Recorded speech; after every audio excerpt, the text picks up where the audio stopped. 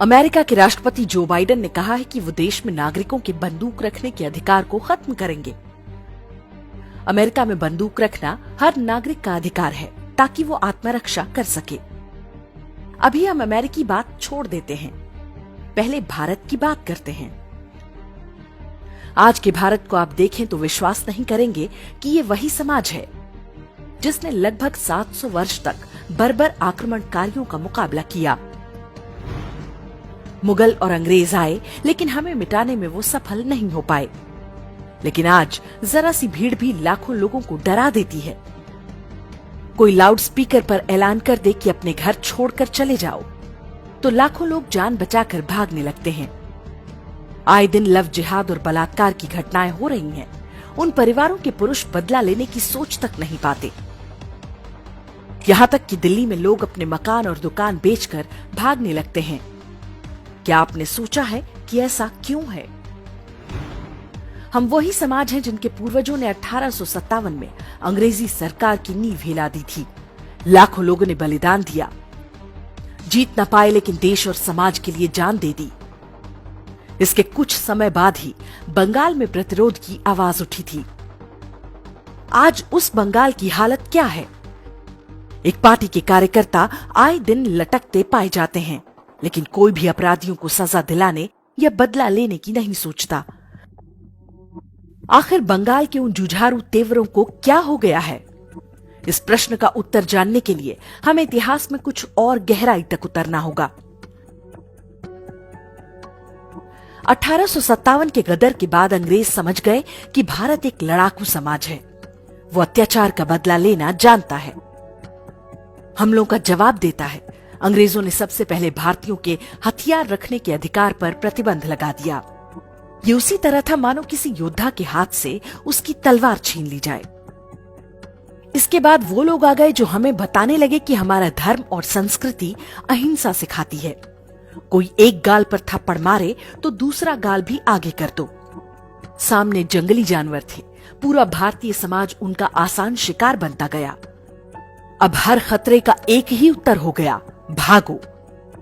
कभी पाकिस्तान से भागे, फिर बांग्लादेश से भागे, कश्मीर से भागे, केरल से भागे, कैराना से भागे, और अब तो देश के लगभग हर इलाके में छोटे छोटे पाकिस्तान बस चुके हैं जहां काफिरों का रहना असंभव है। हमारी नई पीढ़ियां भूल चुकी हैं कि आदमखोर जानवरों को सिर्फ गोली ही मारी जा सकती है। ग्रेटर नोएडा की सोसाइटी पर कुछ दिन पहले मुट्ठी भर बांग्लादेशियों ने हमला किया था। लोग डर कर घरों में छिप गए थे। किसी को घर में सब्जी काटने वाला चाकू भी नहीं मिला जिससे वो अपनी और अपने परिवार की रक्षा कर पाते। दिल्ली के रिंकू शर्मा के घर पर हमला हुआ तो उसके भाई कुछ नहीं कर पाए। हमलावर चाकू लेकर आए थे तो क्या हुआ? घर में सब्जी काटने वाला चाकू भी नहीं मिला कि अपने भाई को बचा पाते। पड़ोसियों ने तो खिड़की दरवाजा बंद ही कर लिया होगा। अमेरिका कुछ गिने चुने समाजों में है जहां नागरिकों को पता है कि हिंसा का जवाब हिंसा से ही दिया जा सकता है, लेकिन एक बार उनसे बंदूक छीन ली जाएगी तो उन्हें भी भेड़ बकरी की तरह हाँका जा सकेगा। वामपंथी पहले जमीन तैयार करते हैं और फिर फसल काटने के लिए वो लोग चले आते हैं जिन्हें बचपन से ही गर्दन काटने की ट्रेनिंग मिली होती है। पूरी वामपंथी लॉबी को अमेरिका में लोगों के गन रखने के अधिकार से बहुत शिकायत है। अमेरिकी संविधान के सेकेंड अमेंडमेंट ने लोगों को आत्मरक्षा के लिए गन रखने का अधिकार दिया है।